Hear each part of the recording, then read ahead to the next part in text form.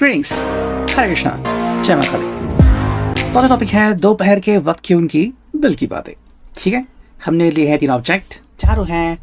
ये है ओरेकल और ये है मून मैजिक। सो 2 ओरेकल के साथ हम करने वाले हैं reading. Stay tuned for more updates. ठीक है, चैनल को सब्सक्राइब करना मत भूलिए एंड वीडियो को लाइक, कमेंट, शेयर जरूर कीजिए। ठीक है, लेट्स सी नाउ हमें क्या रीडिंग मिलता है। First card, Strength. Second card, Queen of Wands. ठीक है, थर्ड कार्ड जो मिला है 3 of Wands। चलो, थर्ड पे 3 नंबर का कार्ड मिला। 4 of Pentacles हमें मिल चुका है। अब देखते हैं, ये है 10 of Swords, ये है 10 of Pentacles। 1 2 3 4 5 6 और एक और कार्ड लेते हैं जो कि है 8 of Pentacles। ठीक है, सो इतने सारे कार्ड्स आ चुके हैं। देखते हैं हमें क्या रीडिंग मिलती है। Okay, let's connect. देखो, जो पहला कार्ड हमें मिला है वो है स्ट्रेंथ का कार्ड, यानी कि लियो का साइन। ठीक है, सो अगर हम इसको बात करें, ये आता है फायर साइन में। ठीक है, एरीज, लियो, सैजिटेरियस।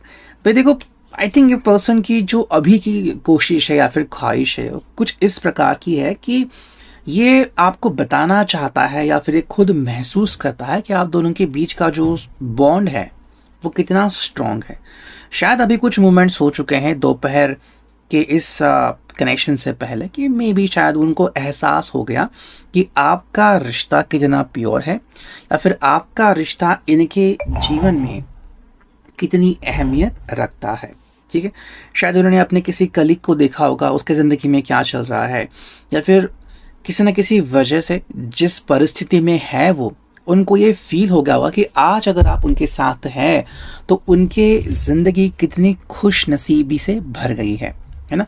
एंड वही बात है, वो कह रहे हैं कि दिन ब दिन आपका जो रिश्ता है उसमें और ज़्यादा ताकत आती जा रही है और ये एक अच्छी बात है।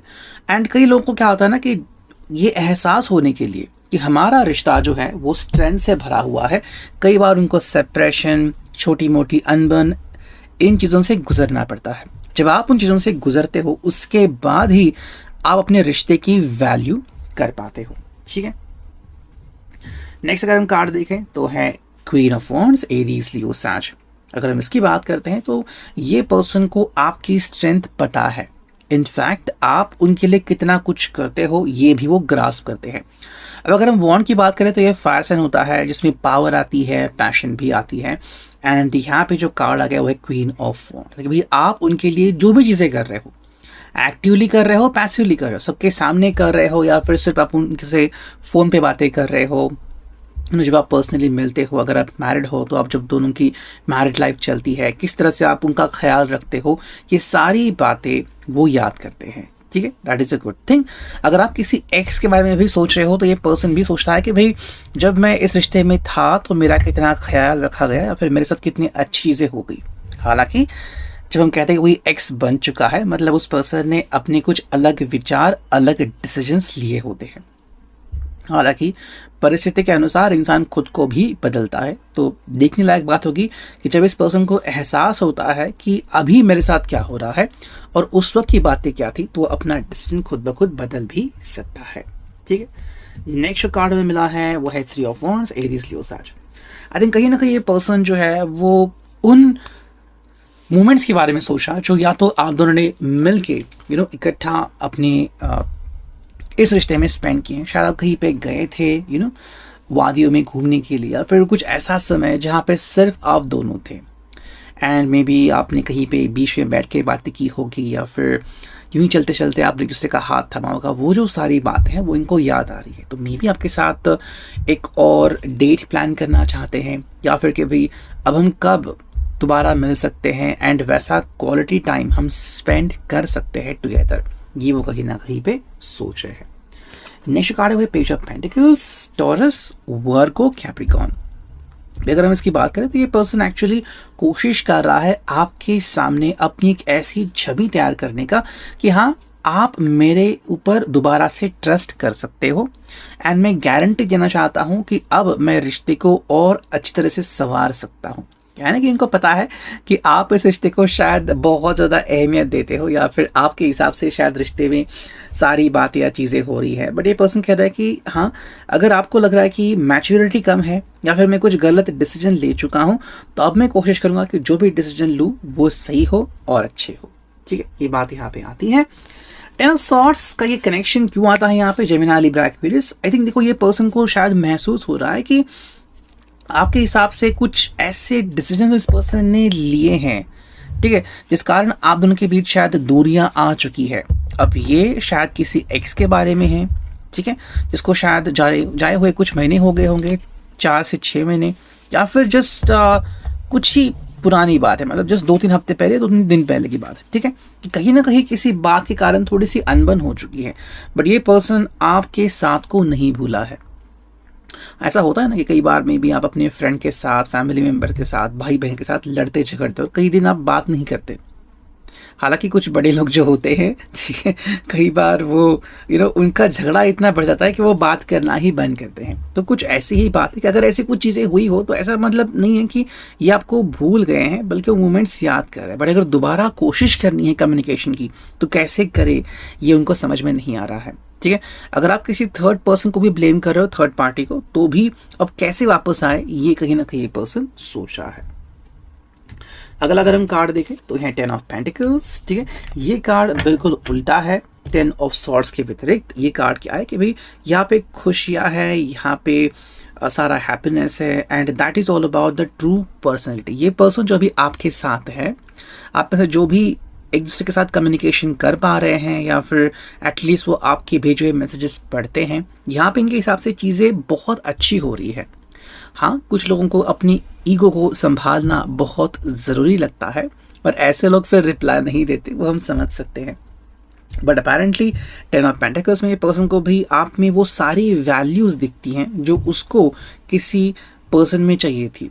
कैसा पर्सन जो फैमिली को भी सपोर्ट करे, फाइनेंशियली भी सपोर्ट करे, ज़िंदगी में मैच्योर भी हो, थोड़ा सा इमैच्योरली मेरे साथ बिहेव करे, मतलब सारी बातें उनको आप में थोड़े बहुत तो दिख रही है, और ये आप दोनों को एक स्पेशल और पावर कपल बनाती है।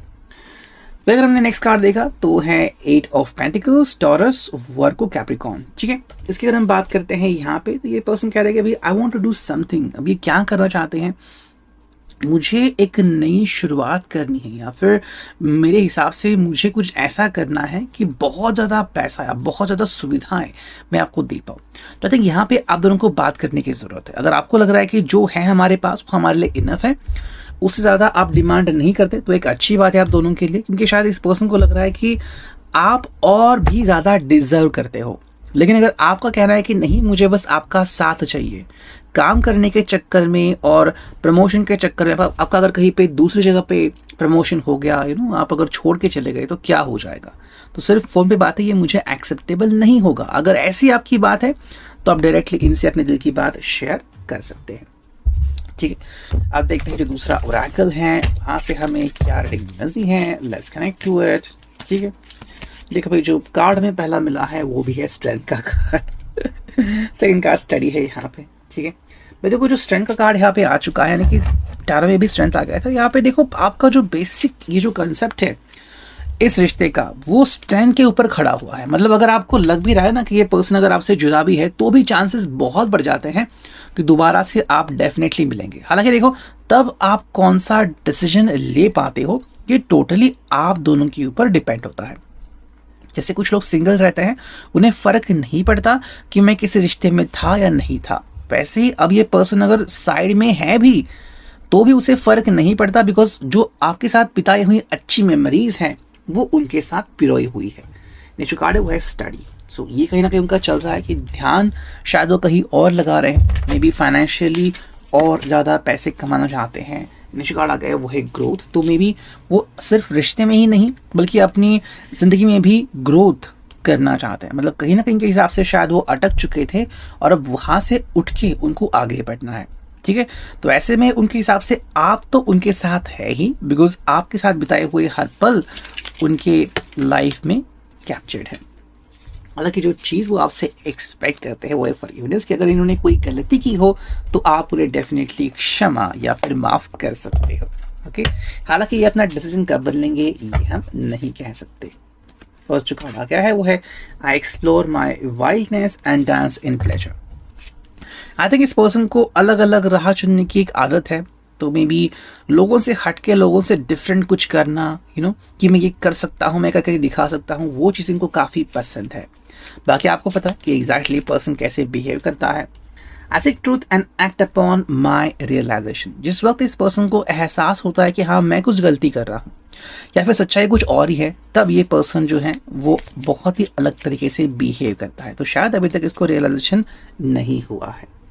I teach people how to treat me. Yes, जैसे मैंने कहा कुछ लोग जो है वो अपना ईगो बहुत संभाल के रखते हैं, उनमें से शायद ये भी हो सकते हैं, और इसी के कारण आप उनमें करंटली एकदम से बदलाव एक्सपेक्ट नहीं कर सकते। जो फोर्थ कार्ड है वो है everyday I focus on what is important. जो भी आपके लिए इंपॉर्टेंट है ये उसके ऊपर फोकस करते हैं, एंड जब उनको यकीन हो जाएगा कि आपसे बड़ा इंपॉर्टेंट और कुछ भी नहीं है उनकी ज़िंदगी में, तो सिर्फ आप ही उनकी ज़िंदगी में रहोगे और कुछ भी नहीं, ना तो काम ना तो कुछ और। सो ये था आज का reading. I hope it will resonate. See you in the next video.